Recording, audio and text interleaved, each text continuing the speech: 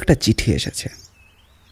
যখন এসেছে তখন কিন্তু আমি ব্যোমকেশের ঘরে ছিলাম না, ছিলাম নিজের ঘরে। একটু পরেই পুটিরাম আমাকে এসে বলল ব্যোমকেশ নাকি আমাকে ডাকছে। পুটিরামের এ কথা একটু ভাবনাতেই পড়লাম, কারণ এ সময় সচরাচর ব্যোমকেশ আমাকে ডাকে না। যদি তার হাতে কোনো কেস থাকতো তাহলে ব্যাপারটা আলাদা ছিল, কিন্তু প্রায় 2 সপ্তাহ ধরে ব্যোমকেশের হাতে কোনো কেস নেই। তাহলে আবার হঠাৎ করে নতুন কি হলো? কোনো কেস আবার এসে বললো নাকি? এমনটা ভাবতে ভাবতে ব্যোমকেশের ঘরে ঢুকে দেখি বৌঠান বসে রয়েছে সেখানে। ব্যোমকেশ আর বৌঠান নিজেদের মধ্যে কোনো একটা ব্যাপারে বলা বলি করছে। আমি একটু ঢুকে হেসে নিয়ে বললাম, কী ব্যাপার, কর্তাকে নিয়ে আবার কী বিষয় নিয়ে পড়লে এত? দেখো না ঠাকুরপো, উনি নাকি এখন আবার বর্ধমানের কোন এক পুরনো রাজবাড়িতে যাবেন। এই কিছুদিন আগে ঠান্ডা লাগিয়ে বসেছিল, এখন আবার ওকে বাইরে যেতে দিতে আমার মন চাইছে না। বর্ধমানের রাজবাড়ির কথাটা শুনে আমি মনে মনে একটু কৌতূহল অনুভব করতে শুরু করেছি, কিন্তু এখন সে কথা বৌঠানের সামনে পড়লে বৌঠান আবার ভাববে আমি ব্যোমকেশকে সেখানে নিয়ে যাওয়ার জন্য মত দিচ্ছি। তাই মুখে কিছু না বললেও ইশারায় ব্যোমকেশকে সে কথাটা জিজ্ঞেস করতে ব্যোমকেশ সামান্য চোখ টিপে আমাকে চুপ করে থাকতে বলল। বৌঠান বোধহয় আমাদের ব্যাপারটা লক্ষ্য করেছিল, তাই একবার ব্যোমকেশের দিকে আর একবার আমার দিকে তাকিয়ে বলল, যতই নিজেরা ইশারায় কথা বলে নাও না কেন, আমি এই বলে দিলাম, এখন সপ্তাহখানেক বাড়ি থেকে কোথাও যাওয়া যাবে না। সত্য, তুমি বুঝতে পারছো না, সেখানকার প্রাক্তন রাজা তিনি আমাকে ডেকে পাঠিয়েছেন। কোনো একটা ব্যাপারে তিনি আমার সাহায্য চাইছেন। এবার তাকে তো আমি আর না করতে পারি না। আর এখন তো আমি দিব্যি ঠিকই আছি, ওদিকে তেমন ঠান্ডাও নেই, আর বৃষ্টি তো এখনো শুরু হয়নি। ওসব কথা আমায় বলে লাভ নেই। আমি যখন একবার বলে দিয়েছি তোমাদের যাওয়া হচ্ছে না, তখন তোমাদের যাওয়া হচ্ছে না, এই আমি বলে রাখলাম। কথাটা বলেই বৌঠান গটগট করে ঘর থেকে বেরিয়ে গেল। আমি একবার চায়ের কথা বলতে গিয়েও চুপ করে গেলাম। এ সময় চায়ের কথা না বলাই ভালো। ব্যোমকেশের সামনের চেয়ারে বসে বললাম, কি ব্যাপার বন্ধু, বর্ধমান থেকে তোমায় আবার কে ডাকলো? ব্যোমকেশ কিছু না বলে টেবিলের ওপরে থাকা একটা চিঠি তুলে আমার দিকে বাড়িয়ে দিল। আমি সেটা হাতে নিয়ে পড়তে শুরু করলাম। পড়া শেষ করে এবার ব্যোমকেশের দিকে তাকিয়ে আমি আবার বললাম, জমিদার শশাঙ্ক রায় তোমাকে চিঠিতে লিখে ওখানে যেতে বলেছেন। কোনো একটা সমস্যায় তিনি নাজেহাল হয়ে পড়েছেন, তাই হয়তো জানিয়েছেন। তবে একটু আগে তুমি যে বললে কোনো একটা প্রাক্তন রাজা, তোমার হয়তো মনে আছে অজিত, আমরা একবার বর্ধমানে একটা কেসের ব্যাপারে গিয়েছিলাম। সেই এলাকার জমিদার আমাকে ডেকে পাঠিয়েছেন। তবে তাদের জমিদারি এসেছে পরে। অনেক আগে সেই অঞ্চলে রাজা বলতে তাদের বংশধরেরাই ছিল। তাই কেউ কেউ সেই অঞ্চলের সাথে জমিদার বললেও কেউ কেউ এখনো রাজা বলেই থাকে। তবে শশাঙ্কবাবুর ব্যাপারে যতটা শুনেছি, তাতে তিনি খুব একটা খারাপ মানুষ নন, আর তাই সকলে তাকে রাজা হিসেবে এখনো সম্মান করে। যে জমিদার বাড়িতে আমাদের যাওয়ার কথা রয়েছে, সেই বাড়িটার কি তুমি জমিদার বাড়ি বলো আর রাজার বাড়িই বলো, তা নিয়ে কিন্তু বেশ ইতিহাসও আছে। তবে সেসব তোমায় পরে বললেও হবে। এখন আমাদের সেখানে যাওয়ার ব্যবস্থা করতে হবে। তুমি ব্যাগপত্র সব গুছিয়ে নাও, আশা করি কালই বেরিয়ে পড়ব। জমিদার বাবু যখন আমায় এত তাড়াতাড়ি সেখানে যাওয়ার কথা লিখেছেন, তাহলে সমস্যাটা খুব একটা ছোট নয়। কিন্তু বৌঠান তো আমাদের যেতে দিতে রাজি নয়। ওদিকটা না হয় আমিই সামলে নেব, তুমি ব্যাগ গুছিয়ে রাখো। কাল সকাল সকাল আমরা বেরিয়ে পড়ব। আকাশের অবস্থা ভালো নয়, যখন তখন বৃষ্টি হতে পারে, তাই সকাল সকাল বেরিয়ে পড়াটাই ভালো। বিকেল হলেই তো এইদিকে আবার ঝড় বৃষ্টি শুরু হয়ে যায়। আচ্ছা, চিঠিটা থেকে তুমি কি কিছু অনুমান করতে পারছো? আমি ব্যোমকেশের কথাটা শুনে একটু চিন্তায় পড়লাম। তারপর ভালো করে ভেবে নিয়ে বললাম, চিঠিটা যিনি লিখেছেন তিনিও বোধহয় লেখাপড়ায় খুব একটা ভালো নয়। হাতের লেখা যে খুব স্পষ্ট সে কথা আমি বলতে চাইছি না, তবে কয়েকটা বানান ভুল হয়েছে। এমন বানান ভুল হওয়ার কথা নয়। বিভিন্ন জায়গায় তিনি তালিবর্ষ এর জায়গায় মধ্যাহ্ন স ব্যবহার করেছেন। এছাড়া আরও কয়েকটা ব্যাপার রয়েছে, যেটা থেকে এই ব্যাপারটা আমি অনুমান করতে পারছি। তার হাতের লেখা দেখে মনে হয় তার কোনো রোগ আছে। অনেক রোগ আছে যেগুলো থাকলে হাত কাঁপতে থাকে, হয়তো তেমনই কোনো একটা ব্যাপার হতে পারে। বানানের ব্যাপারটা তুমি ঠিকই বলেছ, তবে হাতের লেখা কেঁপে যাওয়ার ব্যাপারটা বোধহয় অন্য কিছু হবে। তুমি অক্ষরগুলো ভালো করে দেখলে বুঝতে পারবে। চিঠির প্রথম দিকে লেখাগুলো সামান্য হালকা, তবে শেষের দিকে লেখাগুলো সামান্য মোটা। রাতের বেলা চিঠি লিখলে এমন ব্যাপারটা হয়ে থাকে। রাতের বেলা লেখার সময় আমরা অক্ষরগুলোকে বোঝার জন্য একটু বেশি জোর দিই, আর তখনই লেখাটা মোটা হয়ে যায়। আর হাতের ব্যাপারটা আমার মনে হচ্ছে ঠিক নয়। অনেক সময় মোমবাতির আলোতে লিখে থাকলে এমন একটা ব্যাপার হতে পারে। বোধহয় তুমি খেয়াল করোনি, চিঠির একদম ওপরের দিকে একটা ছোট্ট মতো চিহ্ন রয়েছে। এমন চিহ্ন তখনই পড়ে যখন মোমবাতি গলে কোনোভাবে চিঠির ওপরে পড়ে আর সেটা তুলে ফেলা হয়। সেই চিহ্নটা অত সহজে সরানো যায় না। তার মানে চিঠির শেষের দিকটা লেখা হয়েছে রাতের দিকে। ব্যোমকেশের কথা শুনে আমি বুঝতে পারলাম যে সে যে কথাগুলো বলছে সেগুলো ঠিক, অথচ ব্যাপারটা আমি নিজেও দেখেছি, তবে অনুমান করতে পারিনি। ব্যোমকেশ বলে চলল, চিন্তা করো না অজিত, তোমার বুদ্ধি যে দিনে দিনে ক্ষুরোধার হয়ে যাচ্ছে সে কথা আমি স্বীকার করছি। ওই ব্যাপারটা মিস করে যাওয়াটা খুব একটা খারাপ নয়, তবে বাকি যা বলেছ তাই যথেষ্ট। তবে একটা ব্যাপার আমার কেন জানি না মনে হচ্ছে, জমিদার শশাঙ্ক রায় কি লেখাপড়া খুব একটা জানতেন না? বা যদি সেটাই হয় তাহলে তিনি নিজে কিছুটা কি লেখেননি, অন্য কাউকে দিয়ে লিখিয়েছেন? ব্যোমকেশ ব্যাপারটা নিয়ে চিন্তা করতে লাগলো। আমি বললাম, এখন ব্যাপারটা নিয়ে অত ভাববার প্রয়োজন নেই ব্যোমকেশ, আগে সেখানে গিয়ে পৌঁছই, তারপর তুমি তোমার সঠিক উত্তরটা জমিদারবাবুর মুখ থেকেই জানতে পারবে। তবে জমিদারবাবুর চিঠিতে কিন্তু কোনো সমস্যার ব্যাপার খোলাখুলি লেখা নেই। তিনি কি কোনো কিছু লুকিয়ে রাখতে চাইছেন? আমারও সেটাই মনে হচ্ছে। এক্ষেত্রে চিঠিতে সমস্যার ব্যাপারটা লিখলে ও আমার যাওয়ার ব্যাপারটা আরও বেশি সুনিশ্চিত হতো।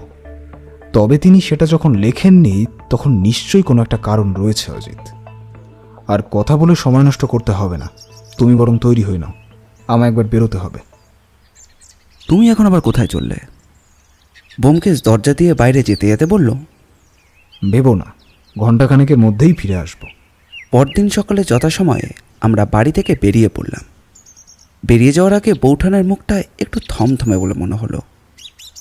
বৌঠান আমায় বারবার বলে দিল, সে তো নিজের খেয়াল রাখতে জানে না। তবে ঠাকুরপো, তুমি একটু ওকে চোখে চোখে রেখো। দেখো, তোমার ভরসায় কিন্তু ওকে ছাড়ছি। আমি একটা কথা বলতে গিয়েও চুপ করে গেলাম, যে ব্যোমকেশকে চোখে চোখে আমি রাখবো তাহলেই হয়েছে। সে যে কখন কোথায় বেরিয়ে পড়বে আমি হয়তো জানতেও পারবো না। তবুও মুখে বললাম, বৌঠান তুমি চিন্তা করো না, আমি তো রয়েছি। ব্যোমকেশ বোধহয় তার যাওয়ার জন্য একটি চিঠি পাঠিয়েছিল। আর আমার তখনই মনে হলো ব্যোমকেশ যে 1 ঘন্টার জন্য বাইরে বেরিয়েছিল তার মধ্যে সে চিঠিটা পাঠিয়ে দিয়েছিল। স্টেশনে নেমে জমিদার বাড়িতে যাওয়ার কথা বলতেই একটা ঘোড়ার গাড়ি এগিয়ে এলো। ঘোড়ার গাড়িতে করে যেতে যেতে গাড়ির গাড়োয়ানের সঙ্গে ব্যোমকেশ টুকিটাকি কথা বলতে লাগলো। একসময় গাড়োয়ান বলল, বাবুরা, ও বাড়িতে কিছুদিন আগে একটা খুন হয়েছে, আপনারা জানেন তো? গাড়োয়ানের কথায় আমি আর ব্যোমকেশ দুজনেই চমকে উঠলাম। গাড়োয়ান বলল, সে কি কথা, আপনারা জানেন না? ওখানে যাচ্ছেন কি করতে বলুন তো বাবুরা? ওপারের কর্তা শশাঙ্ক রায় আমাদের তার বাড়িতে ডেকে পাঠিয়েছেন। গাড়োয়ানের মুখে হাসি দেখা দিল। সে বলল, ও তাহলে ও বাড়িতে আপনারা ছবি দেখতে যাচ্ছেন, তাই না?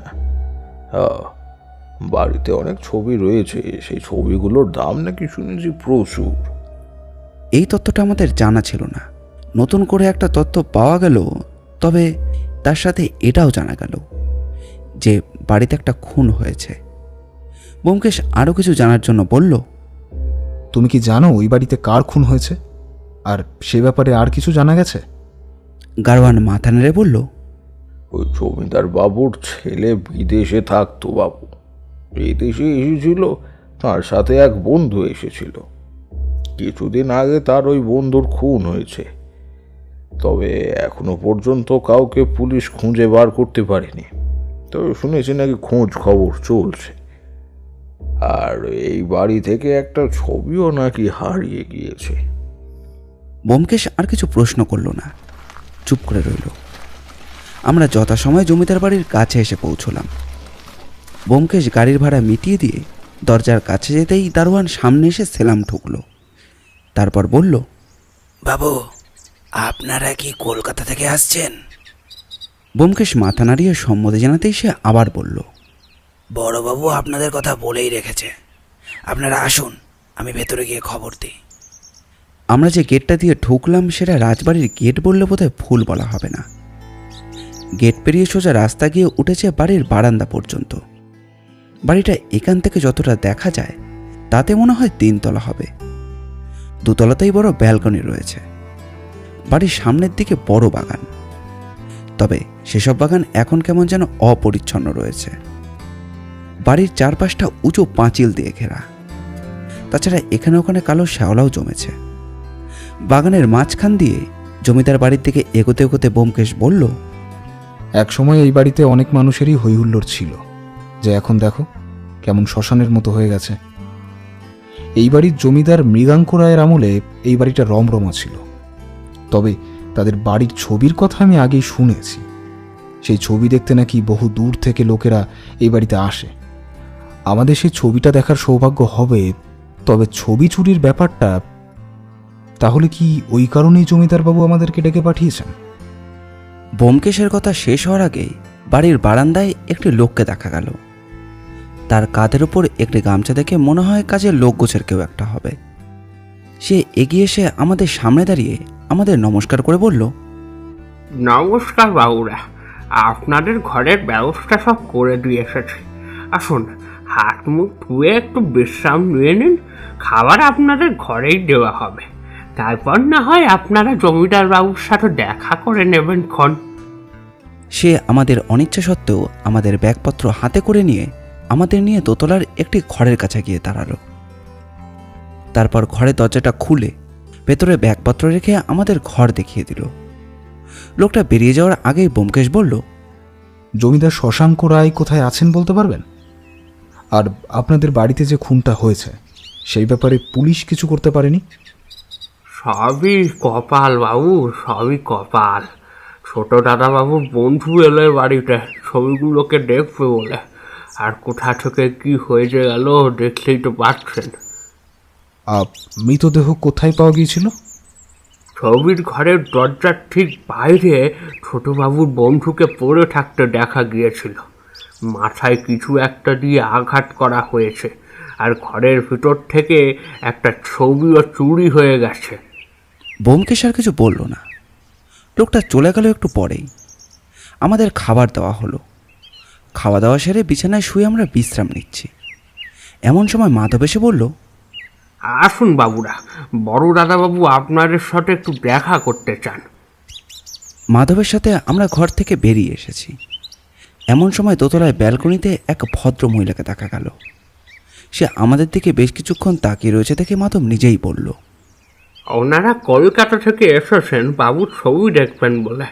বাবুই ডেকেছেন ওনাদের, তাই বাবুর ঘরের দিকে নিয়ে যাচ্ছি। মহিলা কোনো কথা বলল না। আমরা তাকে পাশ কাটিয়ে একতলায় শশাঙ্কবাবুর ঘরে এসে পৌঁছলাম। ঘরের দরজা ভেজানো ছিল। মাধব সেটা ধাক্কা দিয়ে খুলে বলল, বড়বাবু, ওই কলকাতার বাবুরা এসেছে। ঘর থেকে কেউ কোনো কথা বলল না। মাধবের ইশারায় আমরা ঘরের ভেতরে ঢুকতেই দেখতে পেলাম বিছানার একপাশে জানলার দিকে মুখ করে এক ভদ্রলোক বসে আছে। তার মাথার চুল এবং মুখের দাড়ি সমস্ত কিছুই সাদা আর আর লম্বা। তার পরনের পোশাকে একটি ভারী অভিজাতের ছাপ রয়েছে। আমরা ঢুকতেই তিনি নমস্কার করে বললেন, নমস্কার ব্যোমকেশবাবু, আসুন। আপনি যে আমার ডাকে এত দূর থেকে এসেছেন তাতে আমি অত্যন্ত কৃতজ্ঞ। আপনারা বসুন বসুন। এই মাধব, চেয়ারগুলো এগিয়ে দে। মাধব চেয়ারগুলো এগিয়ে দেওয়ার পরে বোধহয় শশাঙ্কবাবুর ইশারাতেই ঘর থেকে বেরিয়ে গেল। ব্যোমকেশ একটু ছোট করে প্রশ্ন করল, শুনলাম আপনার ছেলের এক বন্ধু নাকি এই বাড়িতে ঘুরতে এসে মারা গেছে, আর তার সাথে আপনাদের বাড়ির একটা ছবিও উধাও হয়ে গেছে। হ্যাঁ ব্যোমকেশবাবু, আসলে সেই কারণেই আপনাকে ডাকা হয়েছে। পুলিশকে খবর দেওয়া হয়েছিল, কিন্তু পুলিশ কিছু উদ্ধার করতে পারেনি। দেখুন ব্যোমকেশবাবু, এই ছবিটা আমার কাছে বেশ মূল্যবান। সেই ছবিটা আমি উদ্ধার করতে চাই। তবে আমার ছেলের বন্ধু এখানে এসে কিভাবে মারা গেছে সেই ব্যাপারটাও আমি একটা তদন্ত চাই। আশা করি আপনি আমায় নিরাশ করবেন না। সে সমস্ত কিছুই সময়ের উপরে নির্ভর করছে শশাঙ্কবাবু। তবে এভাবে তো আমি কেসটা সমাধান করতে পারবো না। আপনাকে সব কিছুই খুলে বলতে হবে ওই ছবিগুলোর ব্যাপারে, এমনকি আপনার ছেলে এবং ছেলের বন্ধুর ব্যাপারেও, আর তার খুনের ব্যাপারেও। শশাঙ্কবাবু বেশ কিছুক্ষণ জানলার বাইরের দিকে তাকিয়ে রইলেন, তারপর বললেন, আমার বাবা মৃগাঙ্ক রায়ের সময়েও কিন্তু অবস্থা এমন ছিল না। হ্যাঁ ব্যোমকেশবাবু, আমাদের বংশ হচ্ছে রাজার বংশ। তবে বুঝতেই পারছেন, ব্রিটিশরা এদেশে আসার পর রাজার রাজত্ব আর রইল না। তারপর থেকেই আমরা জমিদার হয়ে গেলাম। তবে এখন জমিদারি তলানিতে এসে ঠেকেছে। বাবার সময় পর্যন্ত সব ভালোই ছিল। এ বাড়িতে চাকর বাকর সব সময় ঘুরে বেড়াতো। আমাদের পরিবার তখন অনেক বড় ছিল। আমার এক বাবার ভাই অর্থাৎ আমাদের কাকা এ বাড়িতেই থাকতো। তবে বাবা মারা যাওয়ার পর তারা নিজেদের অংশ বুঝে নিয়ে এখান থেকে চলে যায়। এখন তারা কোথায় থাকে তার খোঁজ খবর আমি নিজেও জানি না। আমার 2 ছেলে ব্যোমকেশবাবু। বড় ছেলের বিয়ে হয়ে গেছে। বড় ছেলে তার স্ত্রী এখন ছোট ছেলের ওখানে রয়েছে। তাছাড়া আমার বাড়িতে 2 জন কাজের লোক আর একজন দারোয়ান ছাড়া আর কেউ থাকে না। ওই যে মাধবকে দেখলেন, ও আমার সর্বক্ষণের কাজের লোক। ও এই বাড়িতেই থাকে। তাছাড়া আর একজন লোক রয়েছে রান্নার জন্য। তবে তারা আমার অনেক পুরনো লোক। তাই আমাদের ছেড়ে ওরা ঠিক চলে যেতে পারেনি। আমাদের অবস্থা যদিও এখন খুব একটা ভালো নয়। ছবির শখ আসলে ছিল আমার বাবার। তিনি ওই চিত্রকরদের এনে দলীয় ছবি তৈরি করতেন। সে ছবি রাখার জন্য 3 তলায় আমাদের একটা ঘর রয়েছে। সেখানে শুধুই ছবিই থাকে, তাই ওই ঘরটাকে ছবির ঘর বলা হয়। সে ঘরে আমাদের পূর্বপুরুষদের ছবিও দেওয়ালে টাঙানো আছে। আমার ছেলে অনেক বছর আগে থেকেই বিদেশে রয়েছে, সেখানে পড়াশোনা করেছে, আর তারপর এখন সেখানেই কাজকর্ম করে। সেখানে আমার ছেলের এক ভারতীয় বন্ধু হয়েছিল, তাই এইবার সে ছুটিতে তার বন্ধুকে নিয়ে আমাদের এখানে বেড়াতে এসেছিল। সে তাকে ছবিগুলোর কথা বলেছে, আর ছবিতে নাকি সেই ছেলেটির আগ্রহ রয়েছে, তাই তাকে এখানে আনা হয়েছিল। কিন্তু এখানে এসে বেশ কয়েকদিন থাকার পর একদিন রাতে এমন একটা দুর্ঘটনা ঘটে যায়। এতক্ষণ একটানা কথা শোনার পর ব্যোমকেশ শশাঙ্কবাবুকে থামিয়ে দিয়ে বলল, মৃতদেহ ছবির ঘরের দরজায় পড়েছিল, কিন্তু মৃতদেহটা ঠিক কিভাবে পড়েছিল শশাঙ্কবাবু? মানে তার শরীরটা ঘরের দরজার ওপরে ঠিক কিভাবে ছিল? ঘরের দরজার বাইরে পড়েছিল মৃতদেহটা। মাথায় কোনো ভারী কিছু দিয়ে আঘাত করা হয়েছে, যেন মাথায় আঘাত পেয়ে হুমড়ি খেয়ে পড়ে গেছে এমন একটা ভাব। ব্যোমকেশের মুখে চিন্তার ভাঁজ যেন আরও স্পষ্টভাবে দেখা দিল। সে বলল, আচ্ছা, তারপর? হ্যাঁ, তারপর পুলিশ এলো, সমস্ত কিছু খুঁজে দেখলো।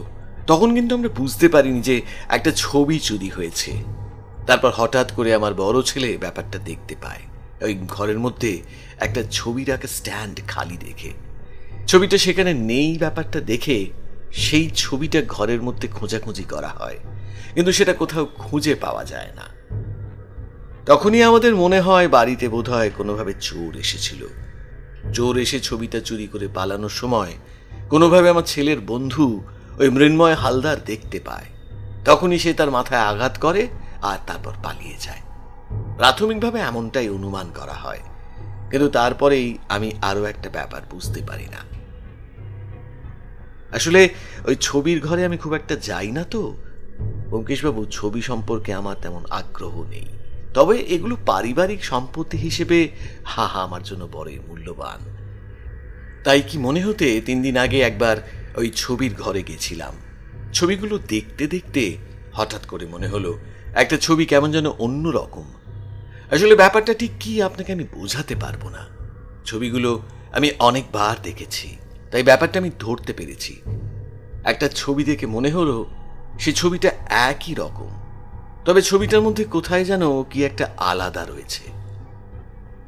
আপনি ঠিক কি বলতে চাইছেন বলুন তো? আমার মনে হচ্ছে ওই ছবিটা নকল। আসল ছবিটা সরিয়ে কেউ নকল একটা ছবি ওখানে বসিয়ে রেখেছে। তবে আসলে নকলের মধ্যে খুব একটা পার্থক্য নেই। তবুও যে ছবিটা আমি মাঝে মাঝেই দেখে আসছি, সেই ছবিটা হঠাৎ করে বদলে গেলে একটা পার্থক্য তো লক্ষ্য করা যাবেই।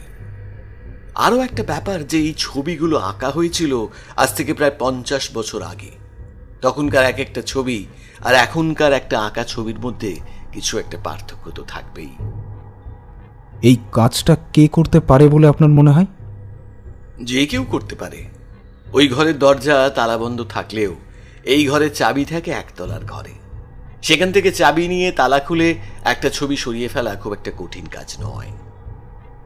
কিন্তু একটা আসল ছবি সরিয়ে সেখানে একটা নকল ছবি রাখতে গেলে তো কাউকে না কাউকে ছবিটা ভেতরে আনতে হবে। আপনার দারোয়ান তো সেই সময় তাকে দেখতে পাবে। সেটাই তো বুঝতে পারছি না ব্যোমকেশবাবু। আর আসল ছবিটা ঘর থেকে বাইরে নিয়ে যাওয়া হলোই বা কেন আর কখন? আমায় আপনাদের বাড়িটা একটু ঘুরে দেখতে হবে, আর তারপরে বাড়ির সবার সাথে একটু কথা বলতে হবে। তার আগে আমি এই ব্যাপারে কিছুই বলতে চাইছি না। আশা করি এতে আপনার কোনো আপত্তি থাকবে না। আপত্তি থাকবে কেন? আমি তো নিজেই আপনাকে ডেকে এনেছি। আপনার যাকে জেরা করার করুন, যা দেখার আপনি দেখুন। মাধব আপনাকে সবকিছুই দেখিয়ে দেবে। তবে আমার ওই ছবিটা আর ওই ছেলেটিকে কে খুন করলো সেটা কিন্তু আপনাকে একটু খুঁজে বার করতেই হবে ব্যোমকেশবাবু। আমাদের জমিদারি এখন আর নেই, আয়ও তেমন নেই। তবে আপনাকে আপনার প্রাপ্য থেকে আমি বঞ্চিত করব না। আসল ছবিটা আমাকে খুঁজে দিতেই হবে। আর একটা কথা, আপনার নিজের কি এই ব্যাপারে কাউকে সন্দেহ হয়? দেখুন, চুরির ব্যাপারটা আমি যখন ধরতে পেরেছি তখন কিন্তু আমার ছোট ছেলে এখানেই রয়েছে। সে ছবির ব্যাপারে অনেক কিছুই জানে। সে নিজেও এই কাজটা করে থাকতে পারে। তাছাড়া আমার বড় ছেলের একটা ব্যবসা রয়েছে। ছবি বাইরে বিক্রি করতে পারলে তারও হাতে কিছুটা টাকা আসবে। কাজের লোক বলতে মাধব বেশ পুরনো, তবে রান্নার লোকটি খুব বেশি পুরনো নয়। সেই অঞ্চলের এখান থেকে বাড়ি ফিরে যায়। তাকেও সন্দেহের তালিকা থেকে বাইরে রাখা যায় না। তবে দারোয়ান আর মাধবকে রাখা যায়। মাধব প্রায় কম বয়স থেকে আমাদের বাড়িতে রয়েছে। সেই ছবির ব্যাপারে জানে, তবে ছবি সম্পর্কে এত কিছু বোঝে না। সে নিজেও করে থাকতে পারে। আর দারোয়ান বাড়ির ভেতরে কিন্তু ঢোকেনি। ব্যোমকেশ একটু চিন্তা করতে করতে বলল, ছবিগুলোর যে বেশ দাম রয়েছে বাইরের বাজারে, তা আপনি জানলেন কি করে? শশাঙ্কবাবু ব্যোমকেশের দিকে তীক্ষ্ণ দৃষ্টিতে বেশ কিছুক্ষণ তাকিয়ে রইলেন। তারপর বললেন, মাঝে মাঝে এই বাড়িতে ছবি দেখার জন্য অনেকেই আসে। তাদের মধ্যে অনেকেই ছবিগুলো কিনতেও চায়, কিন্তু ওগুলো আমি বিক্রি করতে চাইনি। কোনোদিনই বিক্রি করতে চাইনি ব্যোমকেশবাবু। তাই তাদের বাধ্য হয়ে আমায় না বলতে হয়। তারা আমায় এই ছবির জন্য অনেক টাকা দিতে চেয়েছে। তাই আন্দাজ করাটা খুব একটা কঠিন নয়। ওই ছবিগুলোর জন্য সব থেকে বেশি টাকা দিতে চেয়েছিল এমন কাউকে মনে আছে? শশাঙ্কবাবু যেন বেশ কিছুক্ষণ ভাবলেন। তারপর বললেন, মাস্টারের আগে একজন এসেছিল। তার নামটা আমার ঠিক মনে নেই, তবে সে ওই ছবিগুলোর জন্য অনেক টাকা দিতে চেয়েছিল। আর সত্যি বলতে কি, ছবিটা নকল করা হয়েছে বলে মনে হচ্ছে তিনি ওই ছবিটাই কিনতে চেয়েছিলেন। তবে ব্যোমকেশবাবু, তার নামটা আমার ঠিক মনে নেই। তার সাথে আমার বড় ছেলেরও কথাবার্তা হয়েছিল। তাকে জিজ্ঞাসা করলে যদি কিছু জানতে পারেন। শশাঙ্কবাবুর ঘর থেকে আমরা যখন বেরিয়ে এলাম তখন ব্যোমকেশের মুখে চিন্তার ছাপ পড়েছে। আমরা ঘরে ঢুকে দরজাটা বন্ধ করে দিয়ে বিছানার ওপরে বসতেই ব্যোমকেশ তার ডায়েরিটা খুলে বসল। তারপর বলল, অজিত, তাহলে খুনের সাথে সাথে একটা চুরি হয়ে গেছে। তার সাথে একটা ছবি যে নকল করা হয়েছে সে ব্যাপারটা শশাঙ্কবাবু সন্দেহ করছেন। আমাদের একবার কাল সকালে ছবিগুলো দেখা দরকার। আজ প্রায় সন্ধ্যা হয়ে এসেছে, এখন আর ছবিগুলো ভালোভাবে দেখা যাবে না। শশাঙ্কবাবুর কথায় কিন্তু একটা ব্যাপার স্পষ্ট ব্যোমকেশ। শশাঙ্কবাবুর ছোট ছেলে ছবির ব্যাপারে অনেক কিছুই জানে। তার সাথে নিশ্চয়ই তার বন্ধুটিও এ ব্যাপারে অনেক কিছুই জানে। আমার মনে হয় ওরাই ছবিগুলো সরিয়েছে। একটা ব্যাপার ভেবে দেখো, ছেলে আসার পর থেকেই কিন্তু ছবির ব্যাপারটা ঘটেছে। সন্দেহের তালিকায় সবাইকে রাখতে হবে অজিত। সন্দেহের তালিকা থেকে সেই মৃণাল হালদারকেও বাদ দিলে চলবে না। সে অত রাতে ওই ঘরে গিয়েছিল কি করতে? কিন্তু খুন তো তারই হয়েছে, তাহলে তুমি তাকে সন্দেহ করছো কি করে?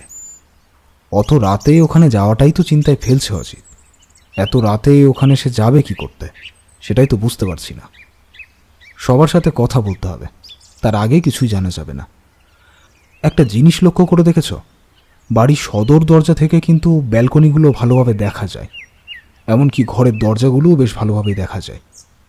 ব্যোমকেশের ইশারাটা আমি বুঝতে পারছিলাম, তাই তখন আর কিছুই বললাম না। সন্ধ্যাবেলা আমরা বাড়ির বাইরে বাগানের মধ্যে ঘুরে ফিরে কাটাচ্ছি। এমন সময় যেই ভদ্রমহিলাকে আগে দেখেছিলাম তিনি বাড়ির দিক থেকে বাগানের মধ্যে নেমে এলেন। তারপর সরাসরি ব্যোমকেশের দিকে তাকিয়ে প্রশ্ন করলেন, আপনারা কলকাতা থেকে এখানে ঠিক কি করতে এসেছেন বলুন তো? আপনারা বললেন ছবি দেখতে এসেছেন, অথচ ছবির ঘরে আপনারা একবারও যাননি। ছবি দেখব, তবে এখনো পর্যন্ত দিনের আলো ভালোভাবে নেই। আশা করি রাতের বেলা ছবিগুলো দেখায় খুব একটা অসুবিধা হবে না। এই বাড়িতে ইলেকট্রিসিটি থাকলেও রাতের দিকে বোধহয় থাকে না। আপনার পর্যবেক্ষণ ক্ষমতা কিন্তু বেশ ভালো, তবে রাতের বেলার দিকে এখানে ইলেকট্রিসিটি থাকে, আজ কোনো একটা কারণে হয়তো নেই। আপনার ঠিক কী কারণে আমাদের সন্দেহ হচ্ছে বলুন তো? আমরা এখানে কি করতে এসেছি বলে আপনি ভাবছেন? লক্ষ্মীদেবী আমাদের দিকে বেশ কিছুক্ষণ তাকিয়ে থাকার পর বলল, ঠাকুরপোর সাথে মৃণাল নামের যে ছেলেটি এখানে এসেছিল তার খুনের ব্যাপারে আপনারা তদন্ত করতে এসেছেন? আপনারা কি পুলিশের লোক? আপনি মিথ্যেই সন্দেহ করছেন, আমরা তেমন কেউই নই। কিন্তু আপনার হঠাৎ এমনটা মনে হলো কেন? লক্ষ্মীদেবীর গলার সুর সামান্য বদলে গেল। বাগানের অন্যদিকে তাকিয়ে আস্তে আস্তে হাঁটতে হাঁটতে তিনি বললেন, বাবা বলেছিলেন এই ব্যাপারটা নিয়ে তিনি ঠিক তদন্ত করাবেন। পুলিশ এ ব্যাপারে হাল ছেড়ে দিলেও তিনি কিছু না কিছু একটা করবেন। আমার মনে হয় তিনি চিঠি লিখে আপনাদের ডেকে এনেছেন। আমি সেদিন তার ঘরে গিয়ে যখন দেখছিলাম তখন তিনি কোনো একটা চিঠি লিখছিলেন কাউকে, আমায় দেখে সেটা আড়াল করলেন। সেই চিঠি বোধহয় অন্য কারোর কাছে গিয়ে পৌঁছেছে, সে ব্যাপারে আমি তেমন কিছু জানি না। কিন্তু শশাঙ্কবাবুর দুই ছেলের কাউকেই তো দেখতে পাচ্ছি না, তারা কোথায় সব? উনি ব্যবসার কাজে বেরিয়েছেন, রাতের মধ্যে এসে পড়বেন। তবে ঠাকুরপো ঠিক কোথায় গিয়েছে তা আমি জানি না। এই যে আপনাদের বাড়িতে একটা খুন হয়ে গেল, আপনার কাউকে সন্দেহ হয় না যে কে এই কাজটা করতে পারে বলে আপনার মনে হয়? আর ছবির ব্যাপারে তো আপনি জানেনই। আমার মনে হয় বাইরে থেকে চোর এসেছিল, সে ছবিটা চুরি করে নিয়ে পালানোর সময় ওকে খুন করেছে। তবে সেদিন রাতে আমরা কিন্তু কোনো আওয়াজ পাইনি। আপনারা তো দোতলায় থাকেন, আর ছবির ঘরটা রয়েছে 3 তলায়। সেদিন ওই মৃণাল হালদার নামে ছেলেটি কোন ঘরে ছিল রাত্রেবেলা? ঠাকুরপো আর মৃণাল দুজনেই 3 তলার ঘরেই ছিল, আর আমরা দোতলার ঘরে। রাতের বেলা ঠাকুরপো এসে আমাদের দরজায় ধাক্কা দেয়, তখন বলে এমন নাকি ঘটেছে যে কেউ মৃণালকে খুন করে রেখে গেছে। আমরা তারপরে উপরে গিয়ে দেখি এই অবস্থা। তার মানে মৃতদেহ প্রথম দেখেছিল আপনার ঠাকুরপো, তাই তো? তার কাছ থেকে আপনারা কিছু জানতে পারেননি? কোনো একটা শব্দ শুনে এসে ঘরের বাইরে বেরিয়ে দেখতে পেয়েছিল ছবির ঘরের সামনে মৃণাল পড়ে রয়েছে। তারপর তার নাড়ি পরীক্ষা করে দেখে সে মারা গেছে। মাথায় আঘাতটা বেশ জোরে লেগেছিল, আর মৃতদেহর পাশে দরজা বন্ধ করার যে হুড় থাকে সেটা পড়েছিল। এই কথায় ব্যোমকেশ একটু চমকে উঠল, তবে সেই ভাবটা তার মুখে ফুটে উঠতে না দিয়ে বলল, তার মানে খুনটা কি হুড় দিয়ে করা হয়েছিল? লক্ষ্মীদেবী কিছু একটা বলতে যাচ্ছিলেন, তার আগেই বড় গেট খুলে একজন বাড়ির ভেতরে এসে ঢুকলো। তার হাতে বড় একটা ব্যাগ রয়েছে, দেখে মনে হলো চটের যে বড় বড় ব্যাগগুলো হয় ঠিক তেমনই একটা ব্যাগ। তাকে দেখতে পেয়ে লক্ষ্মীদেবী বাড়ির ভেতরের দিকে চলে গেলেন। ভদ্রলোক আমাদের দিকে একবার কৌতূহল দৃষ্টিতে তাকিয়ে কিছু না বলেই ভেতরে ঢুকলেন। দেখে মনে হলো ইনি শশাঙ্কবাবুর বড় ছেলে। তারা দুজন চলে যেতে ব্যোমকেশ আমার দিকে তাকিয়ে মৃদুস্বরে বলল, শশাঙ্কবাবুর বৌমার পর্যবেক্ষণ ক্ষমতা কিন্তু খুব একটা খারাপ নয়। তিনিই বুঝতে পেরেছেন আমরা এখানে ওই খুনের তদন্ত করতে এসেছি। তাতে তো আমাদের কোনো সমস্যা নেই। আর তুমি যখন সবাইকে জেরা করবে তখন সবাই ব্যাপারটা জানতে পারবে, কিন্তু কেন ব্যাপারটা লুকিয়ে রাখতে চাইছে সেটাই বুঝতে পারছি না। তিনি বুঝতে পেরেছেন কাজটা বাড়িরই কেউই করেছে, তাই ব্যাপারটা লুকিয়ে রেখে আসল অপরাধীকে খুঁজে বার করতে চাইছেন। তবে সবার সাথে কথা বলাটা কিন্তু প্রয়োজনীয়। সেদিন রাতে আমাদের খাবার মাধব আমাদের ঘরেই দিয়ে গেল। আচ্ছা মাধব, এই বাড়িতে কি সবাই একসাথেই খাওয়া দাওয়া করে, নাকি আলাদা আলাদাভাবে খাওয়ার নিয়ম? বড়বাবু নিজের ঘরেই খায়, আর বাকিদেরও সেটাই বাবু।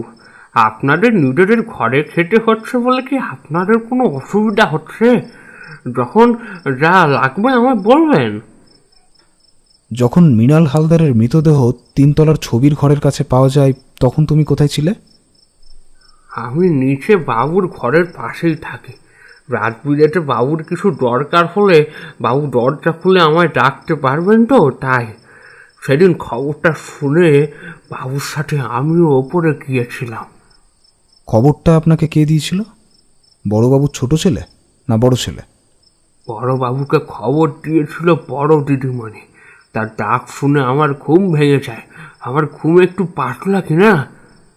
ব্যোমকেশ আর কিছু বলল না। মাধব চলে গেলে সেদিন রাতে আমি বিছানার উপর বসে কিসের ব্যাপারে যেন কথা বলতে লাগলাম বেশ কিছুক্ষণ। এটা ওটা বলার পর ব্যোমকেশ বলল, তাহলে মৃণাল হালদারের ঘরের পাশের ঘরেই ছিল শশাঙ্কবাবুর ছোট ছেলে। তার কাছে খুন করার জন্য সময় সুযোগ সবটাই ছিল, কিন্তু সেই তো মৃণাল হালদারকে বাড়িতে নিয়ে এসেছিল। তাহলে সে খুনটা করতে যাবে কেন? একটা ব্যাপার কিন্তু তুমি ভুলে যাচ্ছ। তারা দুজনে মিলেই এই কাজটি করেছিল, তবে কোনো ব্যাপারে তাদের মনোমালিন্য হয়ে যাওয়াই হয়তো এই ঘটনাটা ঘটেছে। আমার কথাটা শুনে ব্যোমকেশ যে খুশি হলো সেটা কিন্তু মনে হলো না। তার মুখে চিন্তার ভাত যেন আরও বেশি স্পষ্ট হলো। আমি বিছানায় শুয়ে চোখ বন্ধ করতে গেলাম এবং তখনই দেখলাম হেরিকেনের আলোয় খাতায় কি যেন লিখে রাখছে ও। পরদিন সকালে শশাঙ্কবাবুর ছোট ছেলে সমীরণ রায়ের সঙ্গে দেখা হলো। সে অনেক রাত করে ফিরে এসেছে, তাই তার সাথে দেখা হয়নি। আমি আর ব্যোমকেশ বাগানের দিকে গিয়ে দেখতে পেলাম সে বাগানে দাঁড়িয়ে রয়েছে। তার সঙ্গে পরিচয় করলাম। ব্যোমকেশ নিজের আসল পরিচয়ই দিল, তারপর বলল, দেখুন সমীরণবাবু, আমার মনে হচ্ছে খুন আর চুরি দুটো একই সূত্রে গাঁথা। আচ্ছা, আপনার কি কারোর উপরে সন্দেহ হয়? বাড়িতে আর কাকে সন্দেহ করব বলুন, কিন্তু ছবির চুরি যাওয়ার ব্যাপারটা শোনার পর মনে হচ্ছে মৃণাল এই কাজটা করে নিত, কারণ ছবিগুলো সম্পর্কে সে একটু বেশি উৎসাহী ছিল। এমনকি একটা ছবি সে নিজেও কিনতে চেয়েছিল। কিন্তু তার পাশের ঘরেই তো আপনি ছিলেন। আপনার কাছে কিন্তু খুন করার সবচেয়ে বেশি সুযোগ ছিল। ব্যোমকেশের কথায় সমীরণ রায় কেমন যেন চমকে উঠলেন। তারপর বললেন, আপনি গোয়েন্দা ব্যোমকেশবাবু, সন্দেহ করাটাই আপনার কাজ, কিন্তু আমি যে কাজটা করেছি তার কি কোনো প্রমাণ আপনি দেখাতে পারেন? আর যদি আমি কাজটা করি তাহলে ঘর থেকে ছবিটা গেল কোথায়? দেখুন সমীরণবাবু, আমি কিন্তু গোয়েন্দা নই, আমি সামান্য সত্যান্বেষী মাত্র। তবে প্রমাণ এখনো কিছু আমি হাতে পাইনি। যদি আপনি কাজটা করে থাকেন তাহলে কিন্তু আপনার বিরুদ্ধে প্রমাণ জোগাড় করতে আমার খুব একটা দেরি হবে না। সমীরণ রায় ব্যোমকেশের দিকে বেশ কিছুক্ষণ তাকিয়ে থেকে সামান্য হেসে বললেন, আমারই এক বন্ধু আমার সাথে এখানে ঘুরতে এসে, বিশেষত ছবিগুলো দেখতে এসে খুন হয়ে গেল। আর আপনি আমাকে সন্দেহ করছেন? তা করতেই পারেন, তবে ব্যোমকেশবাবু, কাজটা কিন্তু আমি করিনি, সে কথা আমি আপনাকে বলে যেতে পারি। ছবিগুলোর বাজার দর যে বেশ কিছুটা রয়েছে তা বোধহয় আপনি জানতেন। ছবি নিয়ে আমার আগ্রহ রয়েছে ব্যোমকেশবাবু, তবে এগুলো আমাদের পারিবারিক সম্পত্তি। এগুলো বিক্রি করা তো দূরে, এগুলো বাড়ি থেকে যে চুরি হয়ে যাবে সে ব্যাপারটা আমি নিজেও ভাবতে পারিনি। ঠিক তখনই ঘরের ভেতর থেকে মাধব বেরিয়ে এসে সমীরণ রায়কে ডেকে নিয়ে চলে গেল। তাকে নাকি শশাঙ্কবাবু ডাকছেন। সমীরণবাবু যাওয়ার আগে বললেন, একটা ছবি বিক্রি করলে যে টাকা পাওয়া যাবে সেটা কার লাভ হবে সেটা খুঁজে বার করলেই হয়তো আপনি সমাধান করতে পারবেন। আর অর্থের চিন্তা যে আমার নেই সেটা আমার ব্যাপারে খোঁজ নিলেই আপনি জানতে পারবেন। আচ্ছা, এখন চলি। সমীরণবাবু চলে যাওয়ার পর আমি ব্যোমকেশের দিকে তাকিয়ে বললাম, এই ব্যোমকেশ, ছবিগুলো তো এখনও দেখা হলো না। আমি দেখেছি, তোমার বোধহয় দেখা হয়নি। চলো মাধবকে একবার বলি, তাহলে আর একবার দেখিয়ে দেবে ছবিগুলো।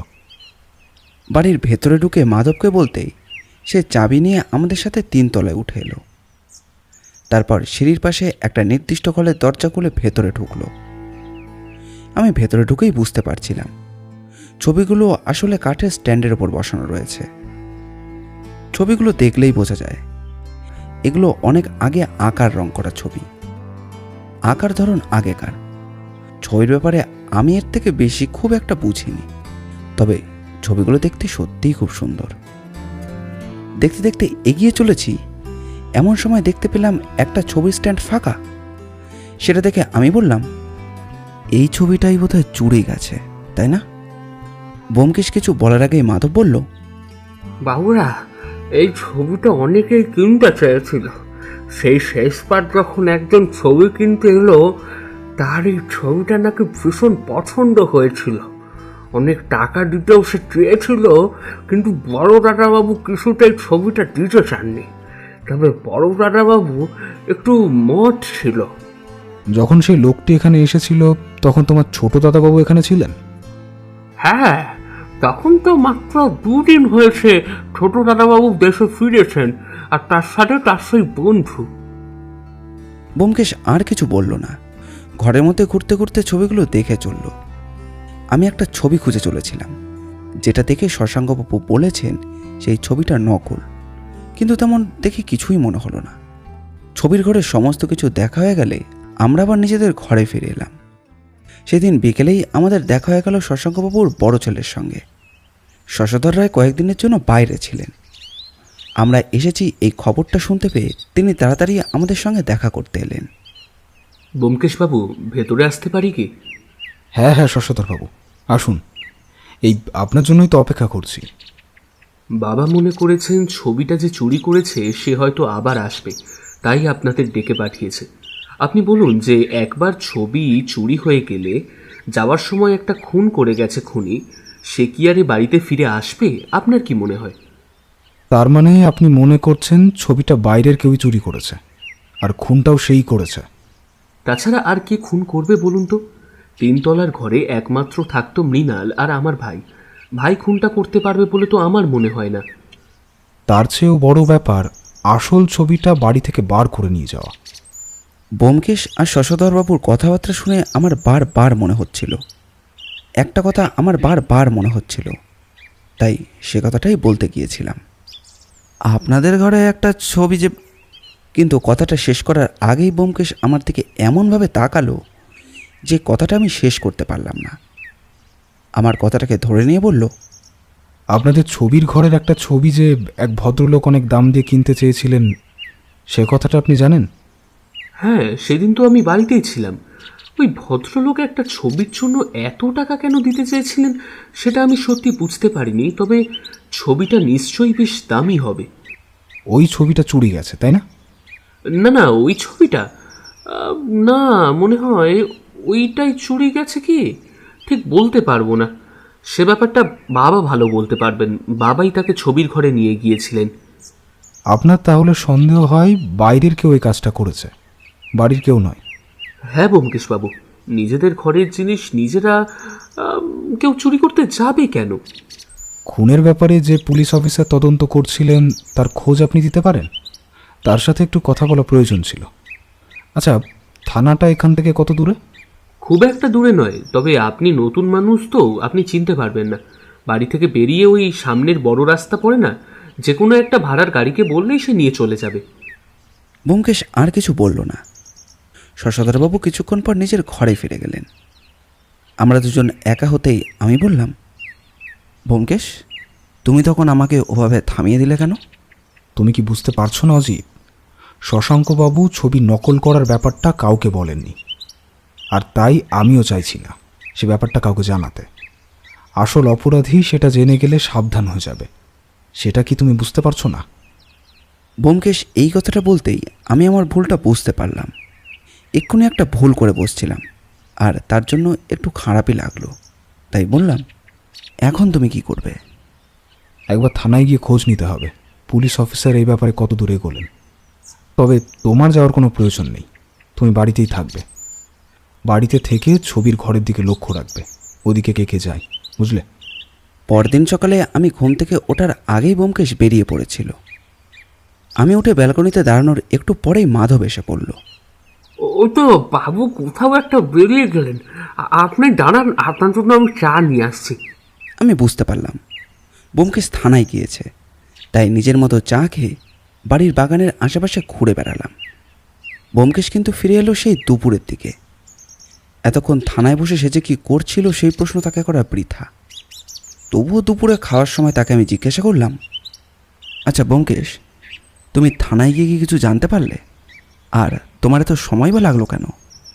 অজিত, সাধারণ মানুষ মনে করে পুলিশ খুব একটা কাজের নয়, তবে তদন্তের ব্যাপারে এই অফিসার কিন্তু খুব একটা পিছিয়ে নেই। তিনি এমন অনেক তথ্যই খুঁজে বার করেছেন যেগুলো দিয়ে অপরাধীকে ধরা যায়। তবে আসল কাজটা হলো কোনো প্রত্যক্ষ প্রমাণ, আর সেটাই আমাদের খুঁজে বার করতে হবে। কাকে সন্দেহ করছো বলো তো? ব্যোমকেশ কিছু না বলে আমার দিকে তাকিয়ে হাসতে লাগলো। আমি বুঝতে পারছিলাম ব্যোমকেশ এই কেসে এমন একটা কিছু খুঁজে পেয়েছে যেটা এই কেসটাকে সমাধান করতে সাহায্য করতে পারে। কিন্তু এখন আমাকে সে কিছুই বলবে না। সেদিনটা এরকমভাবেই কেটে গেল। ব্যোমকেশ কিন্তু এর মধ্যে বেশ কয়েকবার শশাঙ্কবাবুর ঘরে গিয়েছিলেন। তাছাড়া মাধবের সাথে, এমনকি বাড়ির দারোয়ানের সঙ্গেও কথাবার্তা বলতে দেখলাম, কিন্তু সে মুখে কিছুই বলল না আমায়। আমি বুঝতে পারছিলাম কেসটা বোধহয় ও সমাধান করেই ফেলেছে। পরদিন সকালে ঘুম থেকে নিজেই আমাকে ডেকে তুলল, তারপর বলল, অজিত, কাল ছবির ঘরের দিকে তুমি কাকে কাকে যেতে দেখেছো বলো তো? মাধব একবার 3 তলায় গিয়েছিল। তাছাড়া সমীরণবাবুর ঘর তো 3 তলাতেই। আশেপাশে ঘুরে দেখেছি, তবে ছবির ঘরের ভেতরে কাউকে যেতে দেখিনি। চলো অজিত, একবার বাগানে যাওয়া যাক। কিন্তু এখন হঠাৎ ব্যোমকেশ আমাকে বাগানে কেন যেতে বলল, সেটার কিন্তু আমি কোনো মাথা মুন্ডু বুঝতে পারলাম না। একবার আমার মনে হলো, তাহলে কি চুরি যাওয়ার ছবিটা বাগানেরই কোথাও রয়েছে? ব্যোমকেশ নিজেই বলেছে ছবি বাড়ি থেকে বার করে নিয়ে যাওয়াটা খুব একটা সহজ কাজ নয়। তবে কি? মনের মধ্যে কৌতূহল আর আশঙ্কা নিয়ে আমরা বাগানে গেলাম। বেশ কিছুক্ষণ বাগানের মধ্যে ঘুরে চলেছি, কিছুই বলছি না। একসময় হঠাৎ ব্যোমকেশ বলল, তুমি দাঁড়াও অজিত, আমি চট করে একবার ছবির ঘরে গিয়ে ছবিগুলো দেখে আসি। ব্যোমকেশের কথায় আমি অবাক হলেও তাকে কিছু বলার আগেই সে চলে গেল। কিন্তু কিছুক্ষণের মধ্যেই ফিরে এলো, আর যখন ফিরে এলো তখন ব্যোমকেশের মুখে একটা হাসি ফুটেছে, যা বলে দেয় যে এই কেসের সমাধান হয়ে গেছে। ব্যোমকেশকে আমি এতদিন ধরে চিনি যে তদন্তের ঠিক কোন পর্যায়ে তার মুখের কীরকম ভাব থাকে সেটা আমি দেখে বলে দিতে পারি। ব্যোমকেশকে কিছু বলার আগেই দেখতে পেলাম শশধরবাবু বাড়ির থেকে বেরিয়ে হাতে সেই ব্যাগটা নিয়ে কোথায় যেন চলেছে। ব্যোমকেশ এগিয়ে গিয়ে শশধরবাবুকে বলল, শশধরবাবু চললেন কোথায়? বাজারে নাকি? আসলে রবিবার দিন আমি বাড়িতে থাকি, তাই এই দিনটা বাজার আমি নিজে হাতেই করি। এই এখন একটা ভাড়ার গাড়ি ধরে যাব বাজারে, তার মধ্যে আপনারা এসেছেন, আপনাদের তো একটু ভালো মন্দ খাওয়াতে হবে। না পারলে তো আমাদেরই বদনাম হয়, তাই না?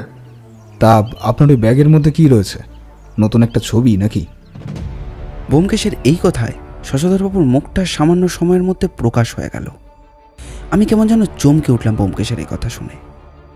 ব্যোমকেশ কিন্তু আগের মতোই হাসতে হাসতে বলতে লাগলো, ছবিটা নিয়ে গিয়ে ছবি তৈরি করিয়ে আজকের মধ্যেই ছবিটা বদলে ফেলবেন, তাই না?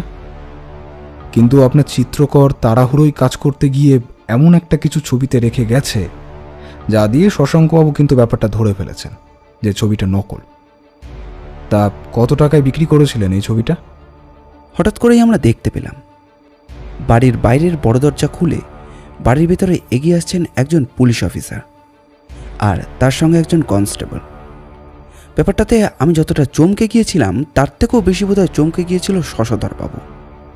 তিনি সামান্য সময় হতভম্ব হয়ে দাঁড়িয়ে থেকে হঠাৎ করে বাড়ির পেছন দিকে দৌড়তে শুরু করলেন। সেটা থেকে ভয়ঙ্করভাবে চিৎকার করে উঠল ব্যোমকেশ, রামহরি, তাড়াতাড়ি! দারোয়ানের নাম যে রামহরি সেটা আমি আগে জানতাম না। শশধরবাবু কথা বলতে বলতে খানিকটা গেটের কাছে পৌঁছে গেছিলেন। রামহরি তাড়াতাড়ি দৌড়ে এসে শশধরবাবুকে দু হাতে জড়িয়ে ধরল। রামহরির চেহারাটা কিন্তু বেশ ভারী রকমের। শশধরবাবু নড়াচড়া করতে পারছিলেন না। তিনি বললেন, আমার বাড়ির জিনিস আমি যা খুশি করব, আপনি বলার কি এ সম্পর্কে? আমি বিক্রি করব না রেখে দেবো সেটা আমি বুঝবো। অবশ্যই এ সম্পর্কে আপনার অধিকার আছে, কিন্তু আপনার বাবা যতদিন জীবিত আছেন ততদিন এই সম্পত্তির ওপর বেশিরভাগ অধিকার তারই রয়েছে। তিনি নিজে না চাইলে এই সম্পত্তি আপনি বিক্রি করতে পারবেন না। তবে আপনি যেটা করেছেন সেটাকে সোজা কথায় চুরি বলা হয়, আর চুরি করতে গিয়ে আপনি একটা খুনও করেছেন। না, আমি তা করিনি। ওকে ধাক্কা দিয়ে সরাতে গিয়ে উত্তেজনার মুখে কাঁদতে কাঁদতে শশধরবাবুর মুখ থেকে কথাগুলো বেরিয়ে গিয়েছিল, কিন্তু তিনি মাঝপথেই থেমে গেলেন। তাই দেখে ব্যোমকেশ হেসে উঠল, বলল যে শশধরবাবুর বডি পোস্টমর্টম করে তার মাথায় দুটো আঘাতের চিহ্ন পাওয়া গিয়েছে। একটা আঘাত মেঝেতে পড়ে যাওয়ার জন্য, আর সেটাতেই বোধহয় তার মৃত্যু হয়েছে। তবে তার মৃত্যু নিশ্চিত করার জন্য হানা হয় আবার একটি আঘাত। শশধরবাবু আর কিছু বলতে পারলেন না। মাটির ওপর কেমন যেন ধপ করে বসে পড়লেন। ততক্ষণে বাড়ির ভেতর থেকে সবাই চেঁচামেচি শুনে বাইরে বেরিয়ে এসেছে। ব্যোমকেশ বলল, শশাঙ্কবাবু, আপনার চোর আর আপনার খুনি দুজনকেই আমি ধরিয়ে দিয়েছি। আমার কাজ তাহলে এখন শেষ। লক্ষ্মীদেবী কেমন যেন গম্ভীর মুখে তাকিয়ে রইলেন। ব্যোমকেশের দিকে তাকিয়ে দেখে ব্যোমকেশ বলল, লক্ষ্মীদেবী, অন্যায় করা আর অন্যায়কে চাপা দিয়ে রাখা দুটোই কিন্তু একই জিনিস। আপনি কাজটা ভালো করেননি। লক্ষ্মীদেবী আগের মতোই চোখে ব্যোমকেশের দিকে তাকিয়ে থাকলেও মুখে কিছুই বলল না। পুলিশ অফিসার এগিয়ে এসে ততক্ষণে শশধরবাবু হাতে হাত করা পরিয়ে দিয়েছেন। শশধরবাবু তখনও চিৎকার করে যাচ্ছেন। একটা ছবি আমি শুধু চেয়েছিলাম, একটা ছবি আমায় দিয়ে দিলে আমি সেটা বিক্রি করে আমার ডুবতে থাকা ব্যবসাটাকে আবার দাঁড় করাতে পারতাম। একটা মাত্র ছবি, সেটাও আমি পাইনি। আমি আর চুরি খুন যাই করেছি তার জন্য দায়ী আমার বাবা। হ্যাঁ হ্যাঁ, আমার বাবা শশাঙ্ক রায়। শশাঙ্কবাবু থমথমে মুখে দাঁড়িয়ে রইলেন।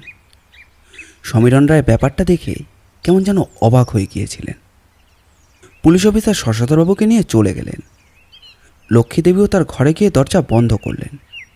আমি, শশাঙ্কবাবু, ব্যোমকেশ আর সমীরণ রায় গিয়ে বসলাম শশাঙ্কবাবুর বসবার ঘরে। কিছুক্ষণ চুপ করে থেকে শশাঙ্কবাবু বললেন, ব্যোমকেশবাবু, এসব যে কি হয়ে গেল তা তো আমি এখনো ভাবতেই পারছি না।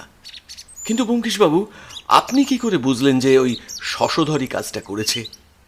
আপনার বাড়িতে এসে সমস্ত কথা শুনে কিন্তু আমার প্রথমেই আপনার ছোট ছেলে সমীরণ বাবুর উপরে সন্দেহ হয়েছিল, কারণ সুযোগ তার কাছে অনেক বেশি ছিল। মৃতদেহ দেখতে পেয়ে সে সবাইকে ডেকেছিল, কিন্তু তার খুন করার কোনো মোটিভ ছিল না। সে যদি ছবি চুরি করতে চায় তাহলে তো মৃণাল হালদারের সাথে চুক্তি করেই সেটা করতে পারত, আর ছবি চুরি করে নিয়ে এখান থেকে বাইরে চলে গেলেই তো হলো। আপনারা জানতে পারলেও তখন আর কিছুই করার থাকবে না। তাই প্রথমে তার উপরেই সন্দেহ হলে পরে তার উপর সন্দেহটা কমে আসে। বাকি রইল আপনাদের বাড়ির কাজের লোকেরা। মাধব আর অন্য কাজের লোক এই কাজটা করতে পারে না, কারণ ছবি চুরি করলেই তো হলো না, সেটা বিক্রি করতে হবে। দারোয়ান বাড়ির ভেতরে আসে না। তার মানে একমাত্র বাকি রইল আপনি আর আপনার বড় ছেলে আর তার স্ত্রী। আপনার বড় ছেলের স্ত্রী বাড়ির বাইরে খুব একটা যায় না, আর সে মেয়ে মানুষ, সে ছবি নিয়ে কোথাও বিক্রি করতে পারবেও না। তাই আপনার ওপর এবং আপনার বড় ছেলের ওপরেই সন্দেহটা বেশি হয়।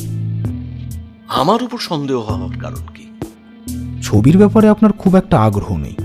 আপনি শুধুমাত্র পারিবারিক সম্পত্তিগুলোর হিসেবগুলো রেখেছিলেন, তাই আপনি প্রয়োজন হলে ছবিগুলো বিক্রি করতে পারেন।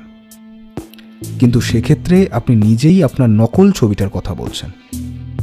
সে ব্যাপারটা বাড়ির আর কেউ জানত না। আর ছবির ব্যাপারে আগ্রহ আপনার ছোট ছেলেরই ছিল, আর তাই সে এমন একটা অমূল্য জিনিসকে বিক্রি করে দেওয়ার কথা ভাবতে পারে না। বাকি রইল আপনার বড় ছেলে। সেদিন যখন খুন হয় তখন প্রথম আপনার ছোট ছেলেই দেখেছিল, তারপরে আপনার বড় ছেলে আর তার স্ত্রী সেখানে যায়। তবে সমীরণ বাবুর সঙ্গে কথা বলে আমি জানতে পেরেছি, তিনি সেদিন একবার গিয়ে দরজায় ধাক্কা দিতেই শশধরবাবু দরজাটা খুলে দেন। এত রাতে শশধরবাবু জেগেছিলেন কেন? সেই একইভাবে আপনাকে ডাকার সময় কিন্তু লক্ষ্মীদেবীর অনেকটা সময় লেগেছিল, কারণ আপনি ঘুমিয়েছিলেন। তাহলে লক্ষ্মীদেবী কি জেগেছিলেন? আপনাদের বাড়ি দারোয়ান সেদিন রাত্রে 3 তলায় কাউকে একটা দেখতে পেয়েছিল। সে কথা সে কাউকে বলেনি, তার কারণ এত দূর থেকে অন্ধকারে তার মনের ভুলও হতে পারে। তবে সে যাকে দেখেছিল সে নাকি সিঁড়ির দিকে চলে গিয়েছিল। সিঁড়ির দিকে চলে যাওয়ার মানে তাকে নিচের দিকে নেমে আসতে হবে, অথচ বাড়ির বাইরে সে কাউকে আসতে দেখেনি। বাড়ির পেছনের দিক দিয়ে কাউকে পালিয়ে যেতে হলেও তাকে বাড়ির বাইরে বেরোতে হবে। আপনাদের বাড়িতে এসে যে লোকটি ছবি কিনতে এসেছিল সেই লোকটাকে আসলে এই বাড়িতে নিয়ে এসেছিলেন আপনার বড় ছেলে, কিন্তু ব্যাপারটা এমন হয়েছিল যে আপনি কিছুই বুঝতে পারবেন না। খুনটা হওয়ার পর আর ছবিটা চুরি হওয়ার পর পুলিশ এই ব্যাপারে অনেক তদন্ত করেছে। তারা দেখেছে আপনার বড় ছেলের ব্যবসা এই মুহূর্তে খুব একটা ভালো যাচ্ছে না, তার কিছু টাকার প্রয়োজন। তাদের সন্দেহ তার ওপর হলেও সঠিক কিছুই খুঁজে পায়নি, তবে তারা নজর রেখেছিল। আর নজর রাখতে গিয়ে দেখেছে সেই ভদ্রলোকের সাথে আপনার ছেলের কয়েকবার দেখা হয়েছে। এটা আমি পুলিশের কাছ থেকেই জানতে পেরেছি। পুলিশের সাহায্যেই সেই ভদ্রলোকের সাথে আমি কথা বলি। প্রথমে কিন্তু সে কিছুই স্বীকার করতে চায়নি। পরে যখন জানতে পেরেছে কোনো একটা খুনের ব্যাপার তার সঙ্গে জড়িত রয়েছে আর এখানে তিনি নিজেও ফেঁসে যেতে পারেন, তখন তিনি সবটা বলে দিয়েছেন যে আপনার ছেলে ছবিটা তাকে বিক্রি করেছে। তবে তিনি চান না যে এই ব্যাপারে তার নামটা জড়াক। সমীরণ বলল, কিন্তু দাদা যে ওই ব্যাগে করে ছবিটা বাইরে নিয়ে যাবে সে ব্যাপারে আপনি নিশ্চিত হলেন কি করে? আর ছবিগুলো যে খোলা যায় সেটাই তো আমি জানতাম না। ছবিঘরের ছবিগুলো আমি যখন দেখি তখনই আমার মনে সন্দেহ হয়েছিল। আমি যখন মাধবকে নিয়ে ওই ঘরে ঢুকেছিলাম তখন ছবিগুলো দেখতে দেখতে গাছের একটা জায়গা সামান্য আলগা বলে আমার মনে হয়েছিল। তখন সেটা আমি চেপে বন্ধ করে দিয়েছিলাম। পরে ছবির ঘরের শেষের দিকে রাখা ছবির স্ট্যান্ডগুলো দেখে আমার মনে হয়েছিল এই ব্যাপারটা। তারপরে যখন শুনলাম এই বাড়িতে প্রতিদিনই বাজার করে মাধব, অথচ রবিবার শুধু শশধরবাবু বাজার করেন, আর সেই ব্যাপারটা শুরু হয়েছে মাত্র মাস 2 আগে, তখনই কেমন যেন একটা সন্দেহ হয়। আসলে শশধরবাবু সুযোগ খুঁজছিলেন। আপনি আপনার বন্ধুকে নিয়ে বাড়ি আসার পরেই সে কাজটা শুরু করে। প্রথম ছবিটা সে বদলে দিয়ে আসল ছবি বিক্রি করে ফেলে। তবে পরের ছবিটা চুরি করার সময় বোধহয় সমস্যাটা ঘটে। ছবির ঘরের একদম পাশে মৃণাল হালদারের থাকার ঘর ছিল। রাতের বেলা সে কোনো শব্দ শুনে ঘরের বাইরে এসেছিল, আর তখনই শশধরবাবুর সাথে তার দেখা হয়ে যায়। শশধরবাবু বোধহয় ছবিটা সরিয়ে ফেলার কাজ করছিলেন, তখনই মৃণাল হালদারের সঙ্গে তার কোনো কথা কাটাকাটি হয়। শশধরবাবু ভয় পেয়ে তাকে ধাক্কা দেন। আপনারা হুড়ে লেগে থাকা রক্তটা দেখেছেন, অথচ ব্যালকনির গায়ে একটা কোণায় লেগে থাকা সামান্য রক্ত কিন্তু দেখতে পাননি। আসলে ধাক্কা দিয়ে সরিয়ে দেওয়ার প্রচেষ্টা করতে গিয়েই তার মৃত্যুটা হয়। মাথার একটা নির্দিষ্ট স্থানে ঠিকমতো আঘাত লাগলে মানুষ মুহূর্তের মধ্যেই মারা যেতে পারে। এক্ষেত্রেও সেটাই হয়েছিল। আমার মনে হয় তারপর ভয় পেয়েই নিজের ঘরে ছবিটা নিয়ে চলে আসেন। তারপরে আর ছবিটা বদলানোর সুযোগ তিনি পাননি, তার আগেই ব্যাপারটা চোখে পড়ে যায়। এখানে প্রথম চোখে পড়েছিল শশধরবাবু নিজের। আমার মনে হয় তিনি ভেবেছিলেন ব্যাপারটা অন্য কারোর চোখে পড়ার আগেই তিনি যদি বলেন তাহলে তার ওপর কেউ সন্দেহ করবে না। তিনি ছবিটা রবিবার সকালে নিয়ে গিয়ে কাউকে দিয়ে আসছেন। সেই ছবিটা দেখে নকল করলে তারপর নকল ছবিটা এনে আবার ঘরে সাজিয়ে রাখতেন। আর সকালে আমি যখন ওই ঘরে গিয়েছিলাম তখন ওখানে ছবির স্ট্যান্ড ছিল মাত্র 17টা, কিন্তু কালকে রাত্রে যখন দেখেছিলাম তখন ছিল 18টা। ব্যাপারটা চোখে পড়ার নয়, কারণ ছবির স্ট্যান্ডগুলো সামান্য সরিয়ে সরিয়ে রাখলেই মনে হবে আসলে সেখানে 17টাই ছবি ছিল। সেটা চট করে কারো চোখে পড়ার কথা নয়। আর শশধরবাবু আজ রাত্রেই ছবিটা এনে আরেকটা স্ট্যান্ডে খাড়া করে দিতেন।